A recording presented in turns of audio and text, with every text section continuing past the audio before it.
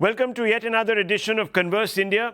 With me, Rahul, Shivshankar. Viewers, we have with us none other than Dr. K V Subramanian, former Chief Economic Advisor to the Government of India, and of course now a professor at the Indian School of Business. Thank you very much for speaking to us. We're going to focus on inflation, big cause of worry, big conversation point across the country. In April, it has jumped to 15.08%, the highest in 17 years. That's what the headlines are screaming out to all of us. Food, fuel, prices bite the common man. You know the headlines. So I'm going to just ask you, what's behind the rising upward curve of inflation in India as of now? How do you assess it? Thanks a lot, Rahul, for inviting me. It's nice to be back. Firstly, I think we have to be careful in not confusing wholesale price inflation with retail price inflation. The double-digit numbers that you were mentioning were on the wholesale price inflation side, which is not what monetary policy tracks, nor is it the inflation that the usual consumer faces. So I think that's the first point. Yes, even on the retail inflation side, in the last couple of months there has been an increase, and especially 7.5% in the latest print, which is the highest in some time, and primarily it is because of global factors, including the war. So if you look at some of the data, and I think it's very pertinent for us to look at this. The United States, which typically had an inflation of only 2%, now has 8.5%. That's the latest print, and it's a 40-year high. The United Kingdom has had actually a 30-year high. Germany, 26-year high. Even emerging economies that actually mimicked the policies, COVID policies of the advanced economies. Turkey has an inflation of 70%. Remember, Turkey is part of the OECD. You have Argentina at 60%, Brazil at 12%. And I'm using, retail or the CPI inflation in all these. In contrast, India at 7.5% clearly is better off. But, that I think is something we still have to work on, because 7.5% as it is a little higher. Here we have to focus on overall inflation itself is a combination of two factors. One, which is the policies that were followed during COVID, and second, which is the more immediate impact of the war itself. If you analyze, where is this inflation coming from, 50%, actually about 45% is coming from food, of which edible oils are a big contributor. And that is because, Indonesia has banned exports of palm oil, and palm oil is used significantly. Similarly, sunflower oil, which is also exported by Ukraine, has had an impact. Wheat, has been a big problem because Ukraine has been a large supplier. So food is a big contributor to this inflation. Some positive signs, I think, which may strengthen going forward, we have to keep watching, which is commodity prices. Iron ore, for instance, steel, cement, some of these are declining. They're actually significantly down compared to their peaks over the last 1 year. And with China sort of suffering output declines because of lockdown and a possible recession in the US, it's possible that some of the demand, global demand that is basically causing this inflation may go down going forward. We have to wait and watch. And I think because majority of these factors are global, I think global demand coming down might actually be the big solace that we need in this case. Okay, let me go back to retail inflation. While you said that most of it has come from WPI, you yourself have admitted that as far as retail inflation is concerned, it's at an 8-year high of, to be exact, 7.79%. And this is above the RBI's set target for the 4th straight month. Now, these are, of course, facts that are indisputable. Now, and this is important, considering the food price inflation surging now to a 17-month high of 8.38% in April. Can this alone be attributed to external factors? You mentioned palm oil exports from Indonesia. I believe today we were reading in the papers they might have relaxed some of those import rules. You talked about the war. But are they just external triggers? Primarily they are. As I said, in terms of when we look at CPI inflation, right, 50% of that comes from food inflation. it's been 45% in the last couple of months. Of which, if you look at, for instance, edible oils have been a big contributor. The other is vegetables, and vegetables is, of course, more domestic, and I think some part of that is seasonal, because typically in the summer months vegetable prices are higher. I haven't looked at it in a seasonally adjusted manner yet on the vegetables front, but I think a large contributor to these are the global factors. Of course, do keep in mind that if you look at fuel and the natural gas, etc., most of that is coming from the global factors, from the fact that the crude oil price is so high because of some of the external concerns from the war that has come in. Food inflation is not the only source of concern. It's far more broad-based and entrenched, say some experts. Most subgroups, from clothing and footwear to household goods and services to personal care products, recreation and amusement, are witnessing elevated price rise. Would you say that the government has not been able to, or the RBI has not been able to assess, catch the extent, the broad-based nature of this entrenched phenomena right now? No, I wouldn't conclude that. I just mentioned actually how the global economy itself is going through such a strong inflationary phase, which is, at a 4-decade high in many countries. I think, we have to see it in that context, because do keep in mind that there is a lot of, increase in money supply that happened in these advanced economies as well, some of which comes into India because of, the interlinkages that we have. So I think that's something we have to keep in mind. In the medium to long term, and this is something that I have always emphasized, the two big contributors to inflation overall through food inflation in India are our pulses and oil seeds, and seasonally vegetables as well. And I think that's one aspect that we have to continue working on. And these are primarily from the supply side, because demand for these does not change that much. And therefore, we have to keep enhancing supply domestically and also ensure that the our imports of these are basically more predictable and are kept so they continue. On the monetary policy side, I think I have to mention that we have to be careful, because on the one hand, the growth has been coming back. We'll look at the monetary policy in just a few moments. I'll come to that. Let's just stay on this, because I do appreciate the fact that obviously there was a black swan event. There has been a war. In fact, there were two back-to-back, if you look at the pandemic also as a black swan event. But would you not agree that other central banks have been a lot more sure-footed in their approach? I'm quoting certain articles that have been written where, for instance, it is mentioned that US Fed officials openly have spoken about multiple rate hikes.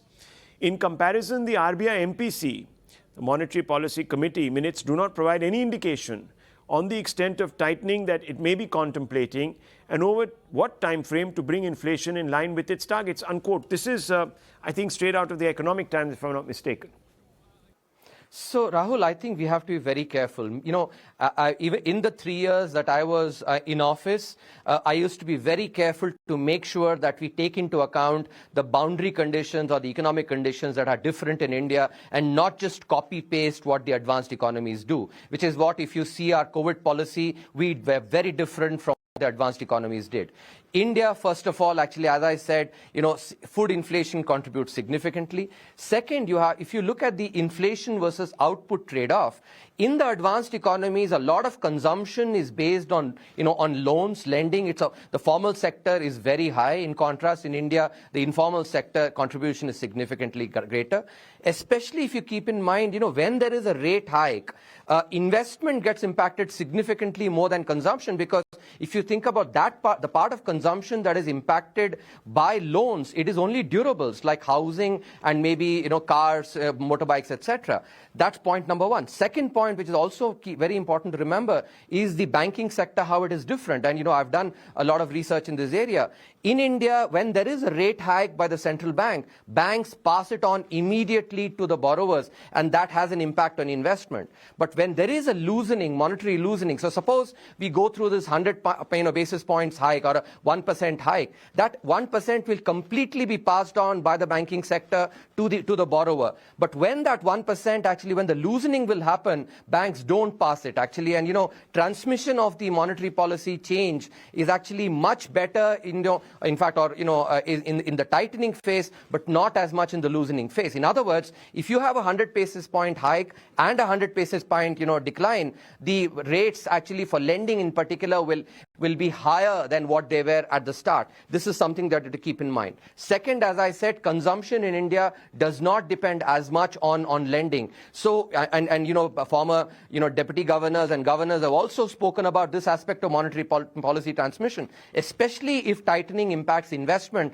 and thereby output, but not as much on inflation. You have to be careful. You cannot basically quote what the central banks are doing in other economies to say, oh, cut paste that and do it in India. I think the Indian boundary conditions, the Indian reality, the differences have to be factored in mind. And that is, in fact, actually my worry going forward as well, especially because private investment is what was picking up. Of course, this war has come at an inopportune moment. But I think, these realities of the impact on output, and thereby GDP growth is something that has to be very, very carefully calibrated. The Reserve Bank has to do a very tightrope walk on this, recognizing that some of the monetary policy that they do may have actually a much larger impact on output and GDP growth than it will have on inflation. So that's an aspect that has to be kept in mind. Okay, to tackle inflation, the MPC had held an off-cycle meet this May, as you know, and the off-cycle measures, 40 basis point cut, etc.,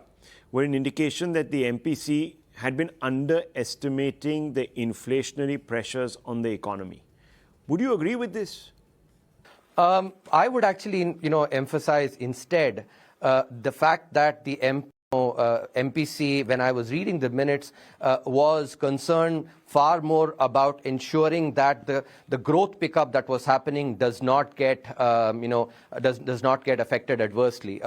Do remember that in India, unlike in the other countries, fiscal policy has not been profligate, and so by basically keeping fiscal policy far more prudent, we actually gave the central bank far more room to be able to be accommodative on the monetary policy. This is unlike many of the advanced economies. Once again, why we should not be cut pasting what advanced economies are doing. I think that even now, actually, when you do the monetary policy tightening, the impact of that on output versus inflation, that has to be kept in mind. I am not quite sure that some of the blunt tools that we have actually in being able to impact inflation, it may not have as much of an impact, but the impact on output may actually possibly be greater. So that's something that is a worry that I want to express. But price trends also increase the possibility of inflation breaching the upper threshold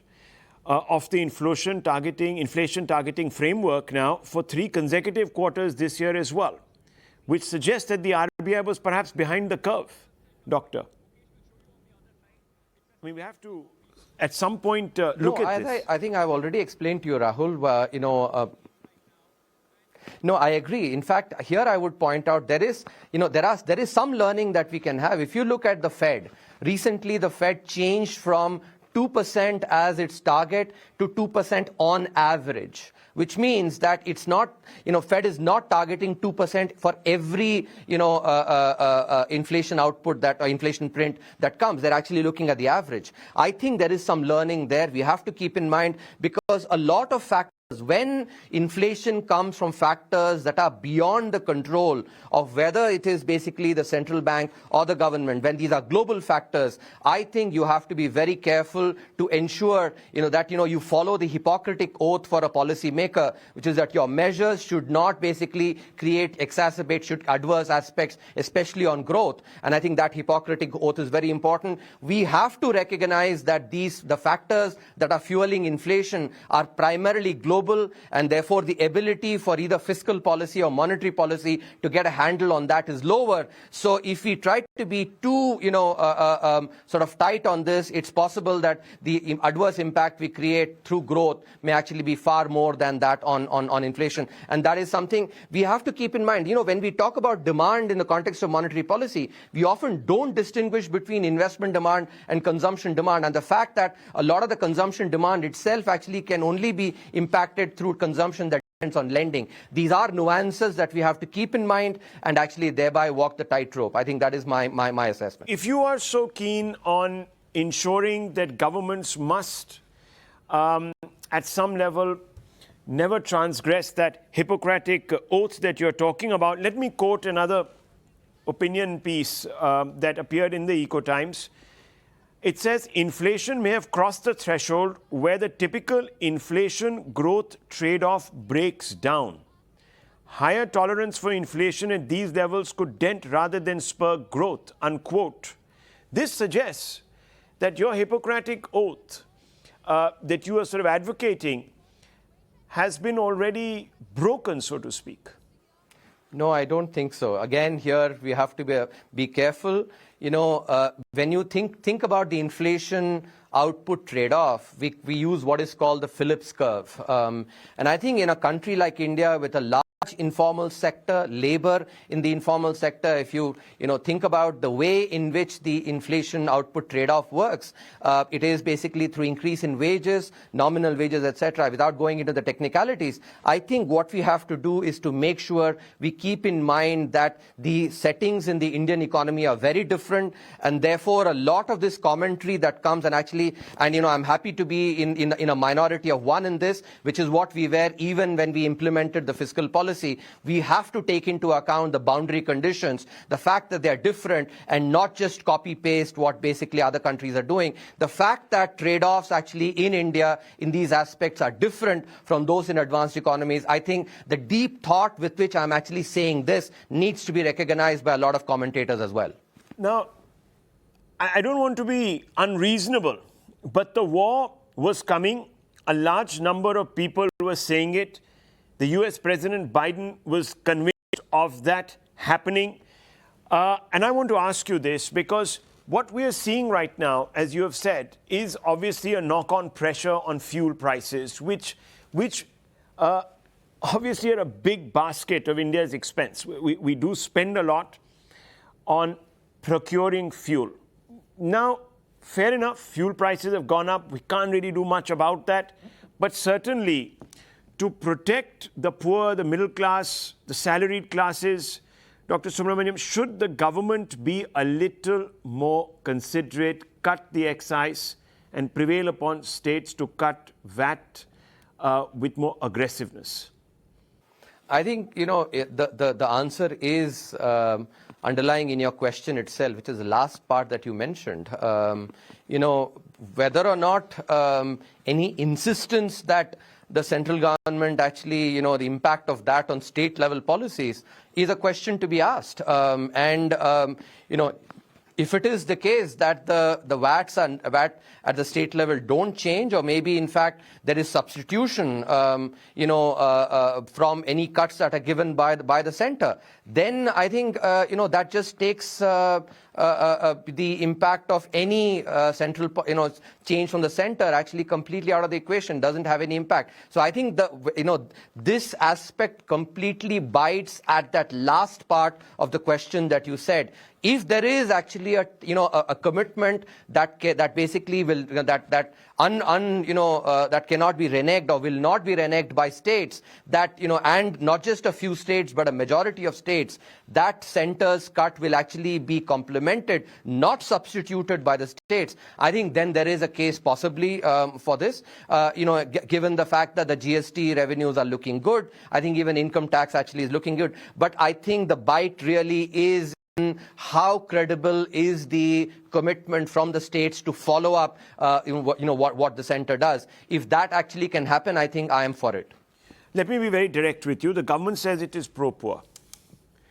Even today, the Prime Minister addressing the BJP said that, look, our priority is to serve the poorest of the poor. But the data suggests it's the poor who stand to lose the most in the current scenario. My last two questions to you. Dr. Subramanian, the opposition is already attacking the NDA for its doublespeak. There are all sorts of curves and charts being tweeted by various opposition leaders. Now, do you agree that perhaps the government has taken its eye off welfare, the poor, in the current circumstances, and perhaps it needs to actually carry more of the burden? First of all, Rahul, I am an economist, and I've always respected that Lakshman Rekha. But given your prompting, I will just speak based on facts. If we look at the COVID time, we basically had I say we because I was in office at that time. Free food was given to 800 million people, and that was continued, in fact, continuing as well. If you look at many of the measures, whether it is actually an Awas Yojana, whether it is many of the other schemes that have been deep direct benefit transfers, for instance, the PM Kisan, all of these actually do go to the poor, and clearly there's been significant improvement in the targeting of these schemes as well, which ensures that the poor benefit far more. Second point, actually, which is I think we have to be, again, careful. I want to speak based on data. If you look at the fuel, and petrol, diesel, etc., it impacts the middle class, and I'm not denying that at all. Actually, middle class budgets indeed do get impacted, but I think the impact of fuel actually on the poor is something that we are. I think the data does not suggest that fuel has as big an impact. These aren't folks that are driving scooters or motorbikes either. So I think that's something we have to keep in mind. Yes, there may be basically some impact if you're using diesel for agriculture, but that, as you know very well, there's a different set of issues there, and it doesn't really reach the poor consumer on that count. So I think if we speak based on data, I would respond in essence by saying that these aspects are overblown.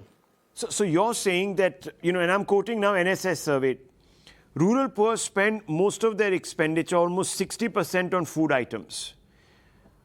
Retail inflation is up. Food inflation leads that curve. The corresponding figure for the urban rich is around 33%. So if this government claims that inflation has, in some ways not affected the poor, does the data not contradict this? Can you explain this? No, I think it's good that you brought this up. Let's be very clear. What am I saying?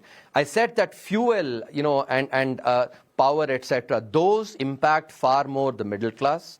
Food, of course, and I think no economist worth his or her salt will actually say that food does not impact the poor. Food, in fact, it's a large part of any poor household's consumption basket. And I think that 60% number is actually absolutely correct. But even within that, if you look at when 800 million people are actually still getting free food as part of the free grains and as the scheme that was started from, during the COVID period, then, you have to concede that at least on cereals and those that are being given free, the increase actually that we're talking on the food inflation side is certainly not impacting them.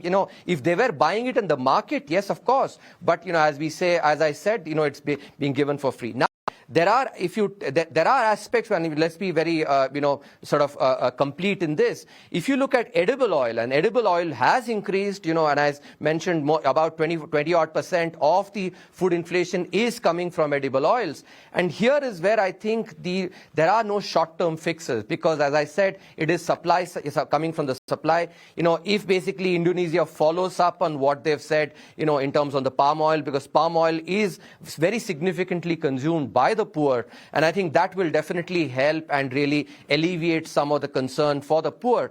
But at the same time, I think we have to do keep in mind that many of these factors are global, which I don't think not just this government in India, but even the United States government or any other government. Don't you think that with an 8.5% inflation in the US or a 30-year high in UK, aren't they actually also facing the same kind of concerns? Of course they are, and I think you have to though recognize that no government has a magic wand. There are aspects that, governments can work on, factors that are beyond their control, whether it's the US, UK, Germany, or the Indian government. I think you have to concede that they basically, factors that are beyond their control, they cannot do that much about. Well, of course, one has to judge the government on its response then, which is where obviously the debate will focus as we go forward.